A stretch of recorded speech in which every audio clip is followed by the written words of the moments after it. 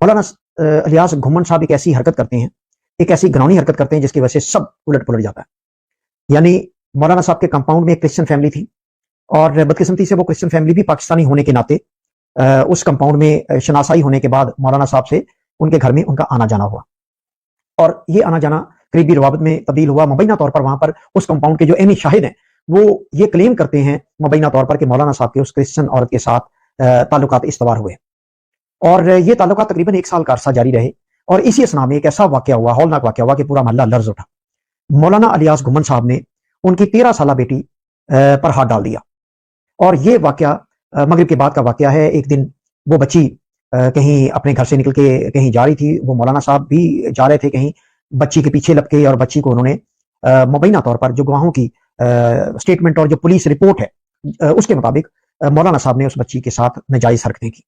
بسم اللہ الرحمن الرحیم. یہ ایک ویڈیو سے متعلق سوال ہے. حضرت مولانا الیاس گھمن صاحب دامت برکاتہم العالیہ جو ان دنوں ترکی کے اندر مقیم ہیں اور وہاں اپنی علمی خدمات کے اندر موجود ہیں، تصنیف و تالیف کے کام میں، درس و تدریس کے کام میں مشغول ہیں. اللہ رب العزت حضرت کی عمر میں برکت عطا فرمائے اور امت مسلمہ کو حضرت کے علوم سے خوب مستفید ہونے کی توفیق عطا فرمائے. اللہ رب العزت حضرت سے جو کام لے رہا ہے اور حضرت کے ذریعے سے جو کام ہو رہا ہے پوری دنیا کے اندر ظاہر ہے اس طرح کے کم ہی علماء موجود ہیں جو اس طرح کا کام انجام دے رہے ہیں. اب جو بڑی شخصیات ہوتی ہیں، مشہور و معروف شخصیات ہوتی ہیں، تو اہل باطل کا طریقہ یہ ہوتا ہے کہ ان شخصیات کو دلائل کے میدان میں تو شکست نہیں دے پاتے ہیں. اب ان کے پاس میں ایک طریقہ بچتا ہے اور ایک ہتھ کنڈا وہ اپنانے کی کوشش کرتے ہیں. وہ یہ ہے کہ جو مشہور شخصیات ہیں ان پر الزام لگا دیا جائے. تو اسی طرح کی ایک ویڈیو ہے جو سوشل میڈیا پر خوب اس کو شیئر کیا جا رہا ہے، اس کو عام کرنے کی کوشش کی جا رہی ہے. اس میں ایک صاحب ہیں جو اپنے آپ کو صحافی بتاتے ہیں، وہ ایک کہانی سنا رہے ہیں، ایک داستان سنا رہے ہیں. وہ داستان یہ ہے کہ حضرت مولانا الیاس گھمن صاحب دامت برکاتہم العالیہ جو ترکیہ کے اندر رہتے ہیں، تو وہاں انہوں نے نعوذ باللہ ثم نعوذ باللہ کسی لڑکی کے اوپر دست درازی کرنے کی کوشش کی، جس کا نتیجہ یہ ہوا کہ معاہ کو گرفتار کیا گیا اور کئی مہینے تک جو ہے جیل کے اندر معاہ کو جو ہے رکھا گیا. اور پھر اس کے بعد کسی طرح سے معاہ کو وہاں سے جو ہے نکالا گیا، اور جو ترکی کی سٹیزن شپ معاہ کو ملنے والی تھی یا مل گئی تھی وہ ختم کر دی گئی. اس طرح کی اس نے پوری ایک داستان سنائی ہے، پوری کہانی سنائی ہے. اب بریلوی حضرات، شیعہ حضرات، ان کو تو موقع مل گیا ہے، شوشہ ان کے ہاتھ آ گیا ہے، وہ خوب اس کو شیئر کر رہے ہیں. الزام لگانے کا ایک فائدہ تو یہ ہوتا ہے کہ جو آدمی الزام لگانے والا ہوتا ہے وہ راتوں رات مشہور ہو جاتا ہے، اس کو شہرت حاصل ہو جاتی ہے. اہل باطل اس کو اپنے کندھوں پر بٹھاتے ہیں، اپنے سر کا تاج بناتے ہیں کہ اس آدمی نے یہ بات کہی ہے اور یہ تو بڑا معتبر آدمی ہے، بہت ہی معتبر شخصیت ہے، اس آدمی نے اس طرح کی بات کہہ دی ہے. اور دوسرے جو مشہور معروف شخصیت ہوتی ہیں وہ بیچارے بدنام ہو جاتے ہیں. اب کہاں کہاں صفائی دیتے پھریں اور کن کن کے سامنے جا کر صفائی دیتے پھریں گے کہ بھئی میں نے تو کوئی اس طرح کا کام کیا ہی نہیں ہے. لیکن جب الزام لگ جاتا ہے تو جو اہل باطل ہوتے ہیں ان کے تو مزے آ جاتے ہیں، اور بعض مرتبہ جو اہل حق ہوتے ہیں، ان کی جو عوام ہوتی ہے، وہ بھی اس طرح کی چیزوں سے متاثر ہو جاتی ہے. حالانکہ الزامات تو ہر کسی پر لگتے رہے ہیں، الزامات کی کوئی حقیقت نہیں ہوتی ہے. تو بہرحال حضرت مولانا الیاس گھمن صاحب دامت برکاتہم العالیہ پر تو اس سے پہلے بھی جو ہے الزامات لگتے رہے ہیں، لیکن الحمدللہ وہ اس طرح کے الزامات سے بری رہے ہیں. تو بہرحال بریلوی حضرات کی طرف سے جو اس طرح کی چیزیں شیئر کی جا رہی ہیں اور ان کو بنیاد بنا کر حضرت مولانا الیاس گھمن صاحب دامت برکاتہم العالیہ پر یہ جو الزام تراشی کی جا رہی ہے، تو ظاہر ہے اس کا جواب تو آخرت میں خود حضرت مولانا الیاس گھمن صاحب دامت برکاتہم العالیہ کے سامنے جب اس طرح کے لوگ پیش ہوں گے تو ان کو دینا پڑے گا. باقی ہے کہ یہ جو حضرات اس طرح کی باتیں کر رہے ہیں کہ علماء دیوبند کی اتنی بڑی شخصیت جو ہے اس طرح کے گھناؤنے عمل کے اندر انوالو پائی گئی ہے، تو اس کے جواب میں عرض یہ ہے کہ آپ کی ذمہ داری بنتی ہے کہ اگر آپ اس کے اندر تھوڑا سا بھی اگر آپ یہ سمجھ رہے ہیں کہ اس کے اندر کوئی سچائی ہے تو ثبوت فراہم کریں. اس لیے کہ الزام آپ کی طرف سے لگ رہا ہے، آپ کی ذمہ داری بنتی ہے. آپ یہ دعویٰ کر رہے ہیں کہ مولانا نے ایسا کیا تھا، تو ثبوت فراہم کرنا یہ آپ کی ذمہ داری ہے. مولانا کے حوالے سے آپ کوئی ثبوت فراہم کریں. ابھی کی جو صورتحال ہے وہ یہ ہے کہ حضرت مولانا کے اوپر کوئی اس طرح کی چیز ثابت نہیں ہے، کوئی جرم ان کے اوپر ثابت نہیں ہے.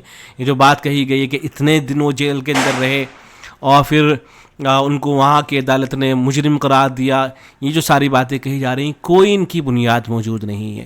اس لیے کہ خود جو ترکیہ کی وزارت انصاف ہے، اگر آپ اس ویب سائٹ پہ جا کے دیکھیں گے، بلکہ بعض ساتھیوں نے اس کو نکال کے شیئر بھی کر دیا ہے، جس کے اندر صراحت کے ساتھ یہ بات لکھی گئی ہے کہ حضرت مولانا الیاس گھمن صاحب دامت برکاتہم العالیہ ان کے اوپر کوئی جرم ثابت نہیں ہے، ان کے اوپر ایسا نہیں ہے کہ وہ مجرم ہو وہاں کی حکومت کی نظر میں، تو کوئی اس طرح کی بات نہیں ہے. تو وہاں کی جو وزارت انصاف ہے اس کی طرف سے بالکل اس بات کو جو ہے واضح کر دیا گیا ہے. نیز ایک تحریر بھی جو ہے کسی صاحب نے لکھی ہے، بڑی عمدہ یہ تحریر ہے اس ویڈیو کے حوالے سے، تو اس کے پوائنٹس میں کچھ یہاں رکھ دیتا ہوں، انہوں نے بڑے عمدہ پوائنٹس اٹھائے ہیں. تو اس تحریر کے اندر ایک بات تو یہ کہی گئی ہے کہ ویڈیو میں، یعنی جن صاحب نے ویڈیو بنائی ہے، تو اس ویڈیو میں پولیس کی ایک گاڑی دکھائی گئی ہے تاکہ یہ تاثر دیا جائے کہ گاڑی مولانا کو گرفتار کرنے کے لیے آئی تھی. در حقیقت ایسا نہیں ہے. اصل جو صاحب ویڈیو بنانے والے ہیں، انہوں نے جو ویڈیو بنائی ہے تو اس کے اندر پولیس کو بھی دکھایا ہے تاکہ دیکھنے والوں کو، حالانکہ وہ ایک فیک ویڈیو لگائی گئی ہے تاکہ دیکھنے والوں کو یہ لگے کہ باقاعدہ پولیس آئی تھی اور مولانا کو گرفتار کر کے لے جا رہی ہے. تو چونکہ فیک ویڈیو ہے، اس کا حقیقت سے کوئی لینا دینا ہے ہی نہیں. اور دوسرا پوائنٹ یہ لکھا گیا ہے کہ ویڈیو میں ایک گاڑی دکھائی گئی ہے اور تاثر دینے کی کوشش کی گئی ہے کہ اس گاڑی میں مولانا سوار ہے، حالانکہ وہ گاڑی نہ مولانا کے استعمال میں ہے اور نہ پولیس کی ہے. تیسرا پوائنٹ یہ ہے کہ ایک بچی کی فردی تصویر دکھائی گئی ہے اور یہ تاثر دینے کی کوشش کی گئی کہ شاید یہی متاثرہ بچی ہے، جبکہ یہ سراسر جھوٹ ہے. اور ایک پوائنٹ یہ بھی لکھا گیا ہے کہ موصوف نے یہ بھی دعویٰ کیا ہے کہ مولانا محمد الیاس گھمن صاحب کو 8 مہینے ترکیہ کی جیل میں رکھا گیا، مگر نہ اس کے آغاز و اختتام کی تاریخ بتائی ہے اور نہ ہی اپنے کسی بھی الزام کا کوئی واضح ثبوت، سرکاری دستاویز یا ویڈیو کے اندر کوئی اس طرح کی چیز پیش کی ہے. نہ ہتھکڑی لگانے، پولیس کی وین میں بٹھانے یا عدالت کی طرف سے سزا دینے کا کوئی ثبوت موجود ہے. خلاصہ یہ ہے کہ ترکیہ کی وزارت انصاف کی سرکاری دستاویز واضح طور پر بتاتی ہے کہ مولانا محمد الیاس گھمن صاحب کا کوئی مجرمانہ ریکارڈ موجود نہیں ہے. ویڈیو میں دیے گئے تمام بڑے دعوے اور مناظر جھوٹ اور من گھڑت ہیں. اس طرح کے بے بنیاد الزامات سے اہل سنت والجماعت کے عوام کا اپنے مشائخ اور علماء سے اعتماد ختم نہیں کیا جا سکتا ہے. آپ حضرات کے علم میں ہوگا حضرت مولانا الیاس گھمن صاحب دامت برکاتہم العالیہ کے حوالے سے اس طرح کی باتیں اس سے پہلے بھی کی گئی تھی اور اس طرح کے الزامات ان پر پہلے بھی لگے تھے، لیکن جتنے بھی الزامات تھے ان میں سے کسی ایک کو بھی جو ہے ثابت نہیں کیا جا سکا. لیکن اگر آپ اجازت دیں تو میں سوال کروں، کیونکہ لوگوں کے ذہنوں میں بہت سارے سوالات ہوتے ہیں. ظاہر ہے آپ ایک معروف شخصیت ہیں، اللہ نے آپ سے بہت دین کا کام لیا، اللہ پاک مزید آپ سے کام لیں. تو کچھ لوگوں کا یہ کہنا یہ ہے کہ آپ کے جو پاکستان چھوڑنے کی وجوہات ہیں وہ کوئی سابقہ ایسے الزامات ہیں جو کہ آپ سمجھ سکتے ہیں میرا اشارہ کس طرح پہ، وہ وجوہات ہیں اس کی؟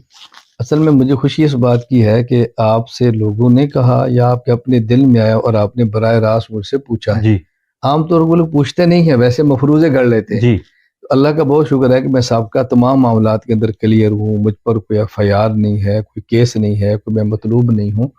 بس یہ ہے کہ میرے ذہن میں تھا کہ میں اپنے ملک سے باہر کسی جگہ پر چند سالوں بیٹھ کر اپنا کام علمی جو ہے وہ مکمل کر لوں. الحمدللہ میں اگر یعنی پورا کام آپ کی خدمت میں پیش کروں گا تو سارا ہمارا شاید وقت اس میں گزر جائے. میں تصریفی کام بتاؤں، صرف قرآن کریم کے حوالے سے آپ دیکھیں دروس القرآن 5 جلدوں میں آ گئی ہے اور کئی ممالک میں چھپ گئی ہے. ماشاءاللہ اس میں آیات عقائد، آیات احکام ہے. ماشاءاللہ تراویح کے حوالے سے خلاصۃ القرآن 1 جلد میں چھپ گئی ہے. ماشاءاللہ ترجمۃ القرآن میرا شروع ہے جو اس وقت تقریباً 26 پارے مکمل ہو گئے ہیں، اردو ماشاءاللہ. سلیس ترجمہ اور حواشی کے ساتھ. کس نام سے شیخ؟ ہمارا سب قرآن کریم ہے، ترجمۃ القرآن کریم، دروس القرآن کریم، خلاصۃ القرآن کریم. اب تفسیر القرآن پہ ہمارا کام کا ارادہ ہے، وہ بھی انشاءاللہ شروع ہوگا. اسی طرح عقائد کے حوالے سے 2 کتاب تو میں اپنی لایا ہوں، اسلامی عقائد اور کتاب العقائد. جی پھر حضرت شاہ ولی اللہ رحمۃ اللہ علیہ کی العقیدۃ الحسنہ اس کی شرح، پھر حضرت امام نصفی کی العقیدۃ النصفیہ اس کی شرح، امام طحاوی کی العقیدۃ طحاویہ اس کی شرح، امام اعظم حنیفہ رحمہ اللہ کے الفقہ الاکبر اس کی شرح. یہ وہ سب کام ہیں کہ جو آپ نے یہاں بیٹھ کر کیے جو یہاں وہاں ممکن نہیں ہوگا. جی یہ بہت تھوڑا سا میں بتا رہا ہوں. اس طرح مطلب بہت سارے کام علمی حوالے سے، احادیث پہ، عقائد پہ، تفسیر پہ، اور میں ایک سلیبس ایسا مرتب کر رہا ہوں بالکل آخری مراحل میں. یعنی آپ اگر اپنے ادارے میں کوئی تخصص عقائد کے حوالے سے کروانا چاہیں تو آپ کو مکمل نصاب مل جائے گا. تو بس یہ کام تھے. پھر اس کے لیے میں پہلے کئی ممالک اور بھی سفر کیا ہے، لیکن مجھے اس سے مناسب ملک یعنی آب و ہوا، مذہب اور بہت سارے حوالوں سے مناسب نظر نہیں آیا تو میں اس لیے یہاں بیٹھا ہوں. اللہ کا جو میرے سوال کی دو جہتی تھی نا، ایک تو یہ تھا کہ اداروں کے حوالے سے کوئی نہ کوئی مسائل آپ کے ساتھ، لیکن کچھ آپ کے اوپر دیگر بھی الزامات تھے.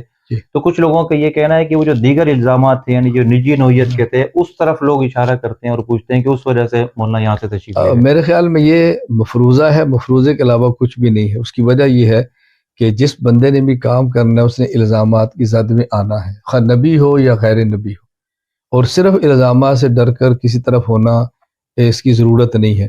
پھر اہم بات یہ ہے کہ آدمی سائڈ پہ ہوتا ہے اگر اس کو الزامات کی وجہ سے عدالتوں میں مسائل ہو، اور اگر عدالتوں میں نہ ہوں جی تو پھر میڈیا تو ایسا ہے کہ آپ ملک میں ہیں یا ملک سے باہر ہے، وہ آپ کے تعاقب ہے. آپ کنگال کے دیکھ رہے ہیں بحمد اللہ تعالیٰ کوئی ایسی چیز سامنے نہیں ہے. الزامات سارے ہوا